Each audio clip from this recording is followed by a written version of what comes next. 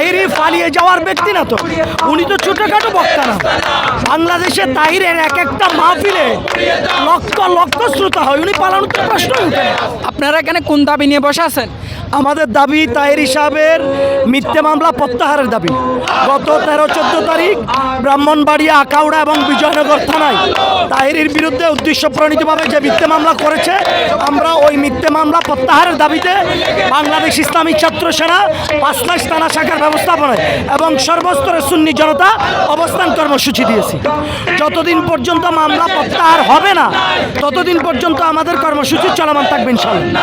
আমরা শুনেছি বিভিন্ন সোশ্যাল মিডিয়ার মাধ্যমে আমরা শুনেছি তাহিরে নাকি একটা মাহফিল থেকে পালিয়ে গেছে, এটা কত? এটা হচ্ছে গুজব এবং ভিত্তিহীন কথা। যদি কোনো মিডিয়ার ভাইও বলে থাকে, আমি বলবো উনি দায়িত্বের জায়গা থেকে এটা বিশাল ভুল করেছে। তাহিরি পালিয়ে যাওয়ার ব্যক্তি না তো, উনি তো ছোটখাটো বক্তা না।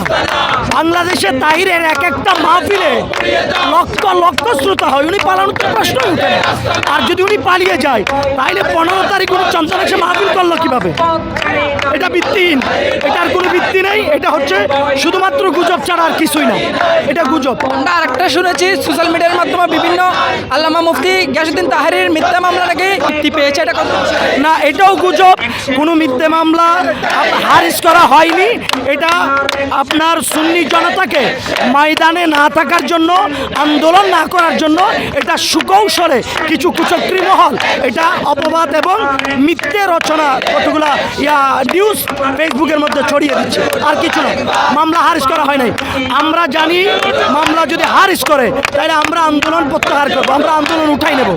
আমাদের বাংলাদেশ ইসলামী ফ্রন্টের পক্ষ থেকে, আহলে সুন্নতের পক্ষ থেকে, সর্বস্তরের সুন্নি জনতার পক্ষ থেকে আমাদের মোকাবেলা হচ্ছে, আলোচনা হচ্ছে, কথা হচ্ছে। তো মামলা প্রত্যাহার করলে তো আমরা ময়দানে থাকার কথা না। মামলা প্রত্যাহার করে নাই, এটা একটা গুজব ছড়াচ্ছে, শুধুমাত্র গুজব আর কিছু।